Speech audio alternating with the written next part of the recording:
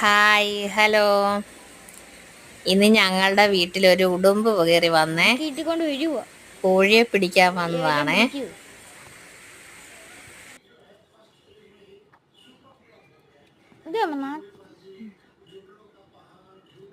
വരുന്നു.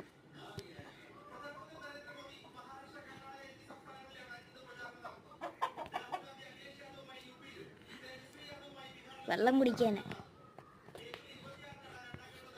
കോഴിയെ പിടിക്കുവോ? എനിക്കറിയില്ല. കോഴിക്കുഞ്ഞിനെയാണോ? കോഴിയെ പിടിക്കുവോ? കോഴിക്കൂട്ട് അവിടോട്ട് വരുന്നു. കോഴിയെ പിടിക്കുവോ?